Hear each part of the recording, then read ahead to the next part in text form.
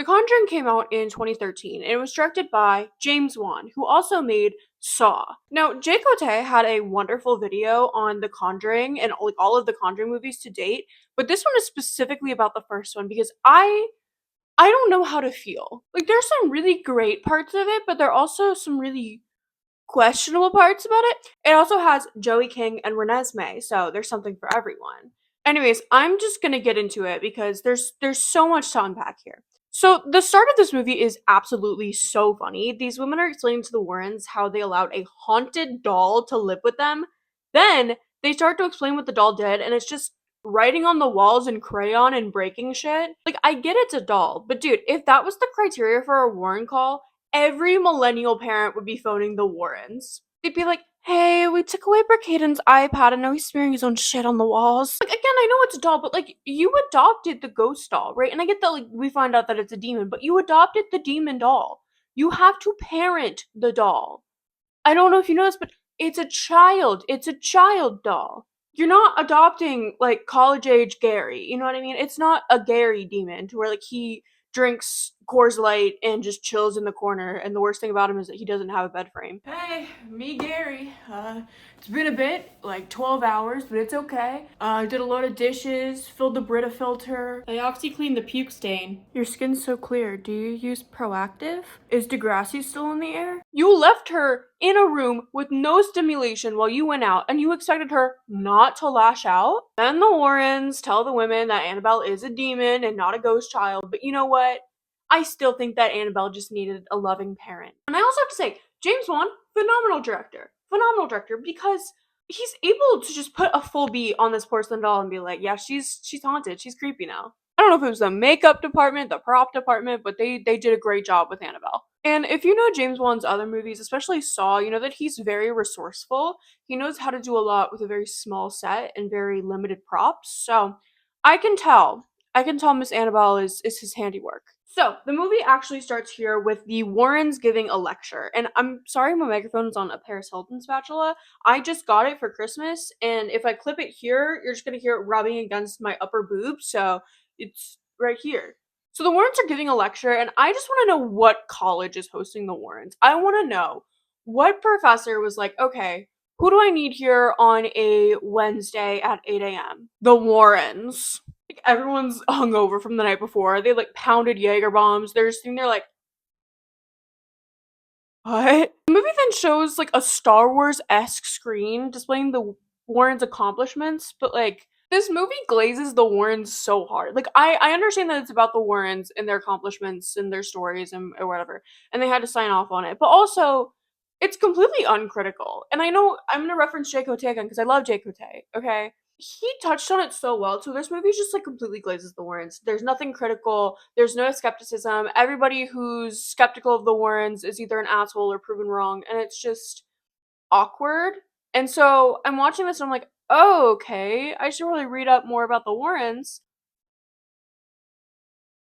Oh, there's a lot of skepticism. A lot of the evidence that they have is not really evidence, it's more hearsay. A lot of the photographs just look, I'm not gonna say fake. It doesn't look supernatural. It more looks like things that your grandma would post on Facebook and be like, this is proof of Jesus. And also, Ed Warren has some pretty concerning allegations against him. And they just, like, I get that they weren't mentioned because, like, the allegations came out in 2014, but they weren't mentioned in any of the films as well. And I get that they couldn't really be mentioned if they wanted to make more films for The Conjuring, but it just seemed kind of icky to me. And I just want to say, before we get too much into the demon and ghost aspect of it, I am agnostic, bordering on atheist, depending on the day.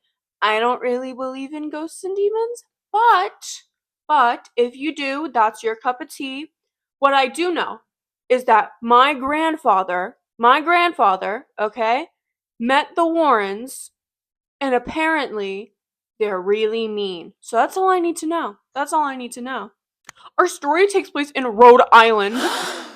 Scariest part about this movie. They do a really good job of capturing the 70s like feel of the movie. Everybody's costumes are really, I don't know if they're accurate, but they look cool. I just know that if it was made today, there would be like Netflix lighting and everybody would be wearing like Under Armour or Adidas. This family is moving into a new house when the little girl finds a music box, which is probably haunted, knowing the Conjuring, and she brings it inside. They discover a hidden basement and lock the dog outside. I'm not a dog person, but this can't be normal, right? Like, you just leave the dog outside in the elements. Like, this is Rhode Island. Like, my extended family's from Connecticut, and I know how cold Connecticut can get. And like, Rhode Island's in the vicinity. Like, you left this dog outside? That can't be normal. And obviously the dog dies. The dog gets I don't even think there needed to be demons in here for the dog to die if you left it outside.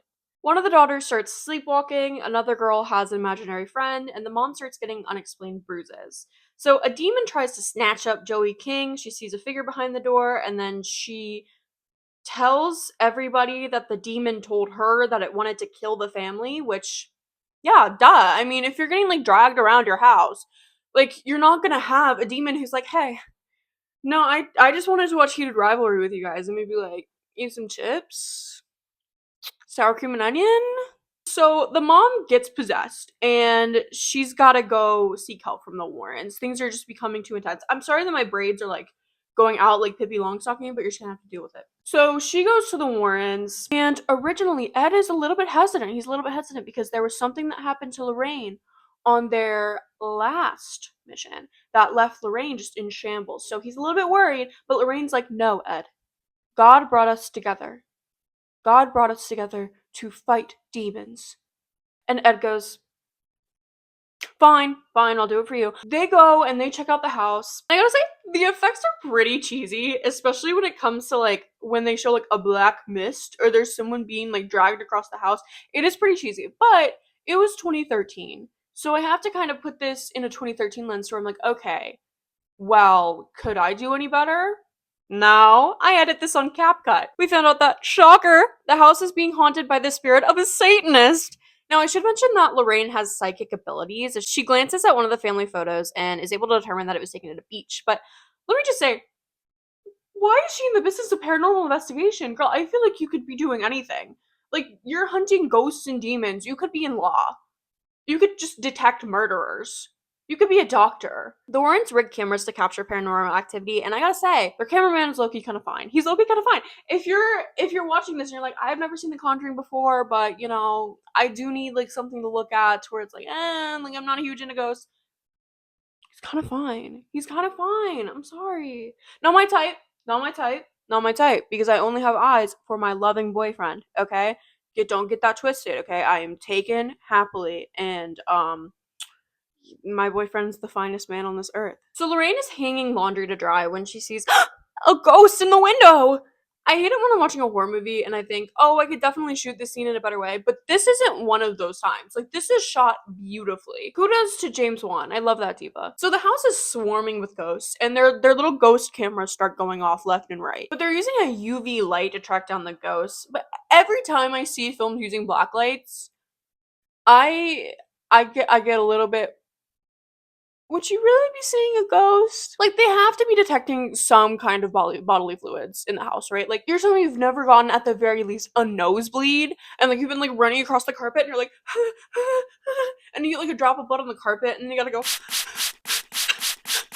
and you're like 20 and you just got your first apartment, so you gotta be like, Dad, how do I get blood out of the carpet? It's not coming out. I'm using the Resolve and it's not working and it's not having one. Imagine that I was getting a paranormal investigation in my apartment, okay? We're tracking down the apparition haunting this 20-year-old girl's apartment. A black light is being used to track down the movements of this apparition. Wait, we're picking up something on the carpet. That's my Iro hair dye. It didn't really work out, so I had to go over it with brown. What about that stain? I laughed too hard while watching breakdancing in the Olympics. Nancy, one of the daughters, she's dragged across the room, high school fight style. Lorraine sees a spooky vision of her daughter Judy, and because the daughters are unbaptized and the parents aren't part of the church, the priest has to get special permission to form an exorcism. Diabolical, by the way. Diabolical. Meanwhile, outside of the house, the Warrens, their daughter Judy, she's getting terrorized by Annabelle, okay? The porcelain doll with a mean beat, okay?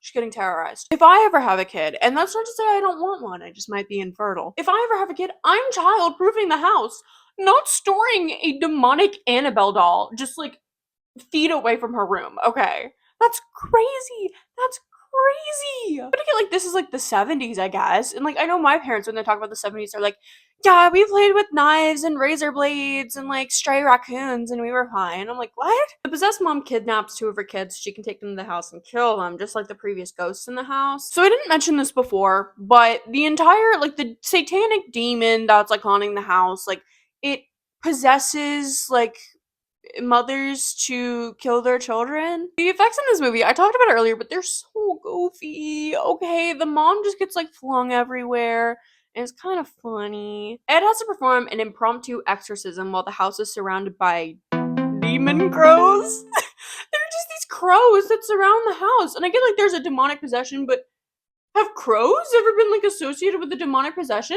Crows are like the friendliest little things ever. They bring you little coins and pieces of foil. By the way, the husband is so unhelpful during this entire process. I remember when I was in the hospital for bacteremia, when I had E. coli in my blood, and my boyfriend, he was there. He was on top of it. He was holding a cold compress to the back of my neck while they put like my IV in, and he was reassuring me the entire time. And the nurses had to go. He's a keeper. We see worse behavior from men while their wives are giving birth. Who are you dating? Who are you guys dating? To where at the birth of your child, he's just like, time to play Halo. This guy's just like, no, stop. You're killing her. She's possessed by a demon who's trying to off your children. The mom's name is Carolyn, by the way. I've only been referred to her as the mom, and that's not in like a misogynistic, like, stripping you of everything but your motherhood type of way. It's just, that's all she's really depicted as. And like, same thing with the dad. That's what I just was saying, the mom and the dad, but her name's Carolyn. I should say that her name is Carolyn. So Carolyn, the mom, ends up vomiting up the demon. Maybe when I take Advil, am I right? I'm allergic to Advil. And all is well, okay? We get one final jump scare from the little haunted mirror. In summary, I don't think this movie was too scary. Honestly, I was scared more by the Five Nights at Freddy's 2 movie. I thought that shit was terrifying. It was goofy, but it was terrifying. It scared the shit out of me. So take what I say with a grain of salt. But this is my first film review, so tell me if you liked it. Tell me if you want more. I really appreciate you guys being here and watching this and liking and subscribing. Thank you so much. Bye.